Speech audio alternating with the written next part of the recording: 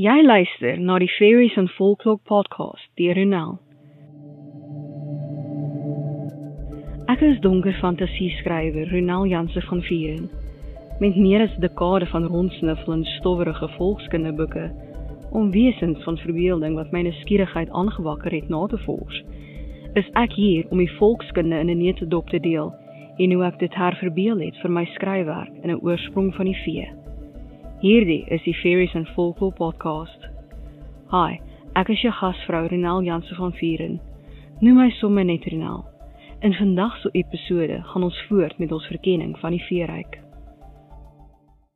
Hierdie episode word geborg deur my oorsprong van die veeboekreeks. Jy het hulle op die podcast ontmoet, nou sien hulle in aksie. Jy kan nou my tyd om die podcast te maak, navorsing, skryf, opnames en so meer, borg deur vir my 'n koffie te koop. Dit kan eenmalig wees of jy kan dit weer in die toekoms doen. Jy kan ook die podcast as 'n luisterboek koop om te help met die hosting. Leer meer op my webtuiste Ronel the Mythmaker. Skakels in die beskrywing.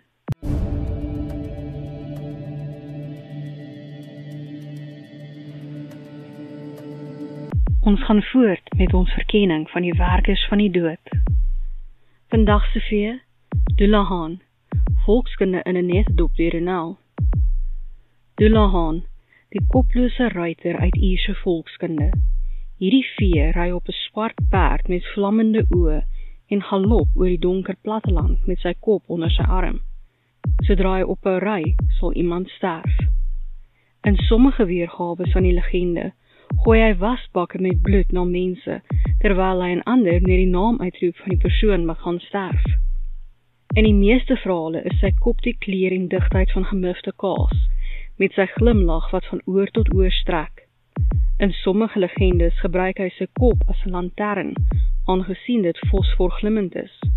Alle stories sê egter dat die Dullahan manlik is. Wanneer hy nie op sy perd ry nie, het hy 'n wa wat deur skeletperde getrek word, of koplose perde, afhangende van die verhaal. Hy gebruik 'n menslike ruggraat as sweep, en sy wa is gemaak van die bene van mense. Selfs die wiele is gemaak van duibene. As die wa 'n bedekking het, is dit van mensvel gemaak. Dit is bedek met kersse sodat dit maklik deur mense gesien kan word. Alhoewel, as jy by jou venster uitloer, sal jy waarskynlik 'n oog verloor van daardie bose sweep. Die Dullahan staan saam met die donkerhof. In sommige verhale is hy 'n soldaat wat in die geveg onthoof is, wat deur 'n donker vee tot lewe gebring is om wraak te neem. In sommige verhale vergesel 'n banshee hom op sy nagtelike reise. Geen slotte of hekke kan hom versper nie. Alles vlieg oop wanneer hy ergens wil ingaan. Sy enigste swakheid? Goud. Hy het 'n irrasionele vrees vir die stof. Selfs 'n klein bietjie is genoeg om hom weg te jaag. Of jy glo dat hy per perd ry of per wa reis, bly net binne en moenie na buite kyk nie, of jy sal waarskynlik met bloed bedek word, 'n oog verloor of sterf. En nou vir my interpretasie van die vee, in 'n oorsprong van die vee, Dullahan, 'n angswekkende wese. Die enigste ding wat ewe vreesaanjaend is die perd wat hy ry, 'n swart perd wat vonke snork en gloeiende oë het. Kleur verskil van een perd tot die volgende. Dullahans is koploos. Hulle is gewoonlik perderuiters, alhoewel hulle soms in hul waans van die dood sal uitry. Die swart koets het skedels oral oor verlig met kersse van binne. Die wiele se speke is gemaak van die femurs van mense en vee in gelyke mate.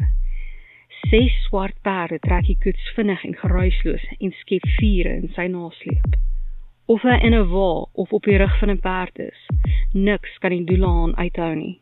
Alle slotte ontsluit, deure en hekke vlieg oop wanneer hy ook al wil ingaan. Niemand is veilig van die aandag van hierdie donker vee nie.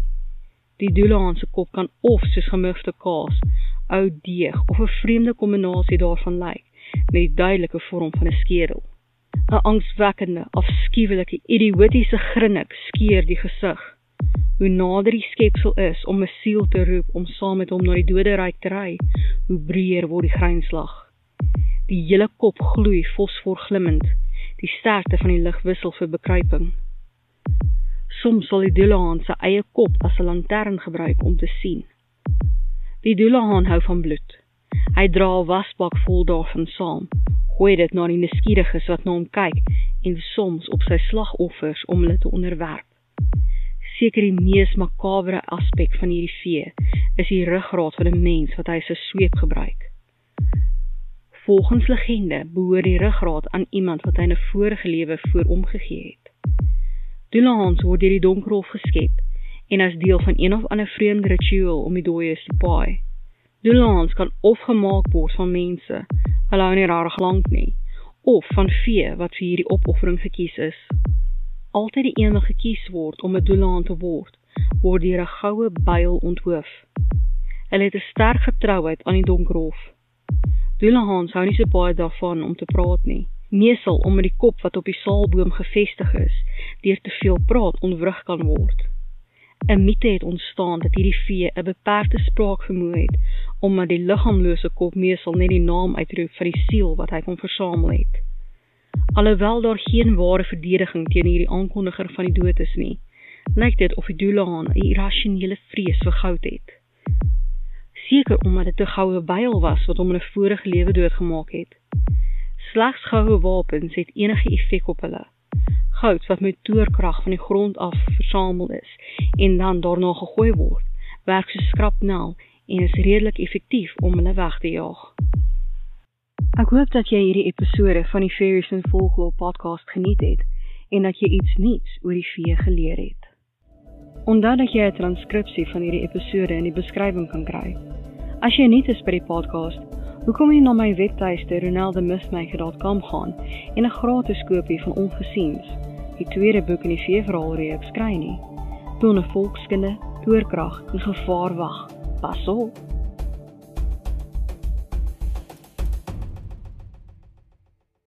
Sluit aan vir boeke en volkskunde.